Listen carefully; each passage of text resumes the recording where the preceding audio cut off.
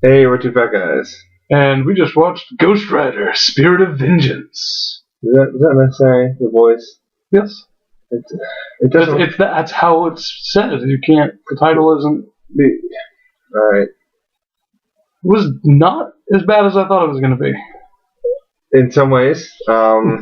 In some ways, it was better than I thought it'd be. I think my expectations were exactly where they needed to be for this movie. Mm-hmm. It is better than the first one. Yeah.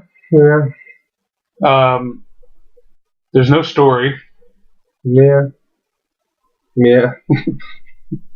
And a lot of action. Ghost Rider, he murders fools and sucks out their soul with his icy vision. It was a reboot. They didn't want to talk about it being a reboot because Nicolas Cage is still in it, so it's really weird. And I just you had a real problem with that. It's odd. Like I don't. That's not really something that happens. Yeah, so get a new person. Like don't either get a new person because it didn't even need to be. I mean, you've already got Nicolas Cage. Who else? It didn't even need to be an entire reboot of it. Like you can do a complete new style, like they did, and everything. New directing, new writing. It wasn't a total reboot. I mean, they rebooted his origin. Like they changed the devil. They changed who the devil. They changed the actor of who the devil was. They had to mock up a new scene of him signing the deal with the devil because they couldn't use the one from the original movie for some reason. But it was still, he made a deal with the devil to save his father. Make negative reference to but his father was shown like in a hospital bed and. Yeah, I mean, all stuff that doesn't happen, and he said his father had lived a long, full life. Like, no, he hadn't. His father was like a fucking in the prime of his career, looking to make it. I mean, the directors even said they weren't fans of the first one. I know, but they like Nicolas Cage, and if you've got Nicolas Cage to play that role, I'm saying you don't have to change that because you could still have everything that happened in this film. You can still have, and then not change. Like, just use some clips of him signing the deal with the devil in the first movie. He agreed to it. There was a contract. There was, enough dramatic shots you could have. I see that. I didn't mind any of that because it's odd. It's a totally different animal and just happened to also have Nick Cage in it. My guess is because Nick Cage wanted a different Ghost Rider movie. Probably. I don't know. I have so much care for Ghost Rider in general. So because if you think that, you said that this movie is for people who probably like Ghost Rider. Yeah, that's true. And I know Nick Cage does, so he probably preferred this movie. Cowboy Ghost Rider would be good, though. I would watch. Yes. I still feel like you could do a good cowboy. First off, you can do a good like. Sam Elliott as the Ghost Rider. I think my problem with the film is I enjoyed it. It was better than the first one. Enjoyed the action. The action was very good. The story was still not in existence. They didn't even make an attempt at one this time.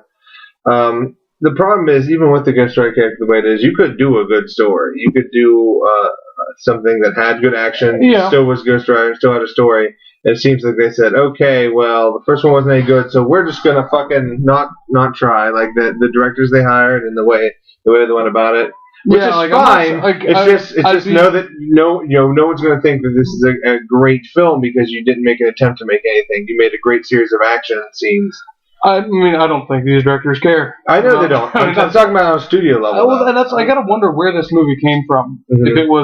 If it was these directors going to the studio and saying, "Hey, we want to make a better Ghost Rider movie." I think it came from the studio saying, "Okay, let's put in our giant formula chart. Say, okay, Ghost Rider made this much money. It cost us this much. Mm-hmm. Let's make a second one." Or those directors probably showed up and said, "Hey, we can make another one for it's only profitable we can make for this amount. Let's hire these guys." Because that's one thing those guys do. Like, even despite the big budgets, like they make movies fast and cheap. Mm-hmm. So that's exactly where it came from a giant formula in the Hollywood machine. They pulled a lever and spat out Ghost Rider. Man, I really like that bucket wheel excavator scene. Yep. So stop watching halfway in. Half hour in, that's the best right there. Yeah, I mean the action's really solid. I love the look of the new Ghost Rider. Mm-hmm. I enjoy it to an extent. To spoil it, I like story. Yeah. Surprise, surprise. I do enjoy story. What? A writer likes having a story in there? Nah, it's crazy talk. So, I mean, you gave me on that. Yeah, it's good action. If you like action, if you're a fan of Ghost Rider, watch it. You'll love it. Yeah, it's the guys who did Crank. Yeah, if you're a fan of Jason Statham, watch it. You'll love it. Well, if you're a fan of Nick Cage, I think I don't know. I feel like you're just gonna sit there wait for him to start screaming bees and talking about the Declaration of Independence. He screams and he mentions bees. He screams. He mentions bees. I don't even hear anything about the Declaration of Independence. Not even in fucking America. So let's get that off. A lot of Nick Cage being Nick Cage, which if you're a Nick Cage fan like I am, that is great. Yeah. Man, Anthony Stewart Head was billed pretty highly and showed up for 3 minutes. I was pretty surprised at that. They billed them in the order how much they had to pay them. Well, good on him for getting a paycheck then. Man, Idris Elba's in this. He's really good. But yeah, it's a lot of action.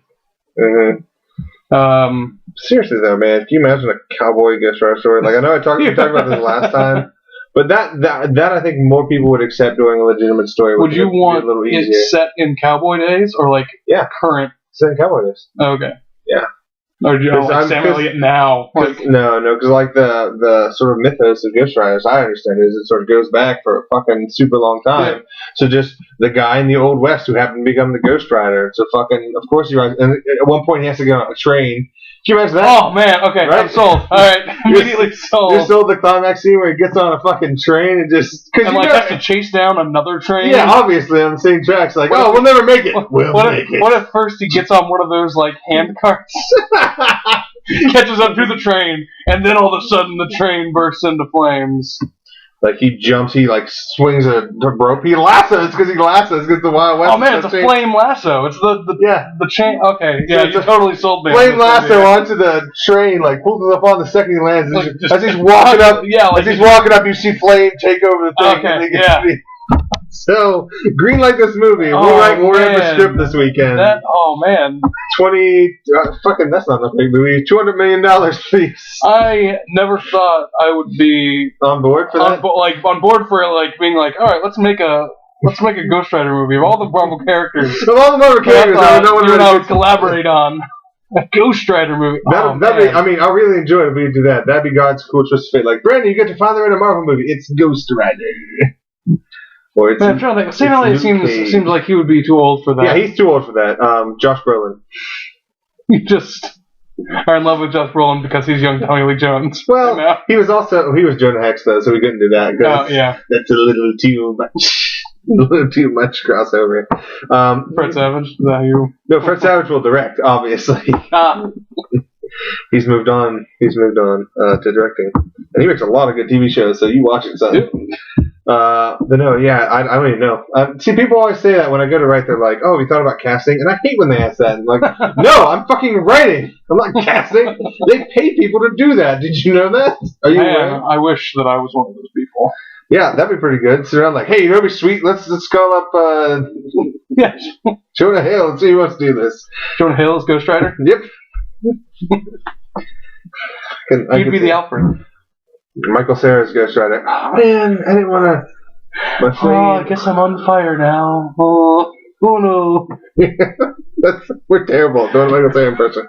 Oh wow. I'm trying to remember the SNL. That's he does it like Mickey Mouse, which doesn't sound at all like Michael Cera. Oh, sure, that's great.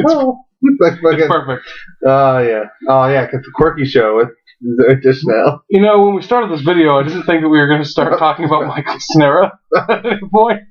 But man, that's what I like about these. You never know where they're going. Yeah, so the moral of the story is this movie's okay, but just wait for 2022 when Sam and I will be releasing this Ghost Rider. Ghost Rider from the Sky. The Ghost Rider? Probably the Ghost Rider, yeah. Yeah, then that's how movie naming convention works. Yeah, the Ghost Rider. Oh man, that'd be great. Yeah. Because it makes you feel old-timey. It's like the original Batman, where I will adopt the moniker of the Bat, and I shall be the Batman. Not a lot of the Batman going on. Oh, so yeah, man, yeah, because that's the climax. There you go. There's plenty. So that's enough. You get plenty of room for story. Oh yeah, and just lots of great like stare down moments. Mm-hmm. Like he's got to have a duel at one point, like a high noon. Mm-hmm. Man, speaking of High Noon, though, that's a good thing I did. Sam pointed out there's a lot of. He looks good during the day. Oh yeah, which is one of the it's easy to make a Flaming Skull person look okay at night, but man, he looked really good. There were a lot of daytime scenes of him walking around, and it's just and the flame looked like flame. Yeah, so I'll give him that. The first movie looked like CG Flame. Granted, it was earlier. Technology's moved forward, but yeah, like during the day, because then the great thing about the daytime scenes is you get the smoke coming from the fire. Which the added smoke was great because they had like the flames damp a lot and the smoke come out. So I'll give them that. The CG was way better. Like the redesign of Ghost Rider looked really cool, and the action was amazing. So you know what, go see it. Once I get past, once I'm a little more removed, like since we did marathon form, the like rebootiness, real. The rebootiness of it is hitting really hard. If I hadn't seen like so if you haven't seen Ghost Rider in a long time, maybe take a look at this. Yeah, go check out if you're not horribly opposed to it. Like if you and I just stumbled upon it at the theater one day, not in this massive marathon of ours. It also doesn't help that it's coming right after Blade Trinity. That's true. Between Blade Trinity and X-Men 2, or X2, X-Men United. That's it. We were saying, like, okay, we're tired, we're probably done for the night, but... Man, I really want to see that Nightcrawler scene in the beginning, and then everything past that. Yeah, personally, because I feel like I forget everything about it. Yeah, we were talking, we have no idea what Rogue does. We know she's in the first movie, because we watched it, and we know she's in the third movie. I remember one line, she says, he's back. I think she hears a motorcycle and like, he's back. I might be making that up. No, I think that feels right. Feels right. But and then she has to have the romance with Bobby, but I don't remember any of that. You know, watching the first movie, you think the kid would get cast as Bobby? Like, hey, don't worry, we're gonna get you in something. We're gonna do some action stuff with you. Yeah, he didn't do any action. No, he was in like 2 scenes, and half of them he was in Steve. Yeah, because he. That's right. He's already played 2 characters. It's pretty good. We're going to get our 3rd appearance of Rebecca Romaine Stamos. Yep. This is the former Mrs. Stamos. X-Men 2. Or X2, X-Men United. Mm-hmm. Is that what it is? That's the full titles. X2, X-Men United. I don't like that title, so we're going to go with that. X2. X2. See you.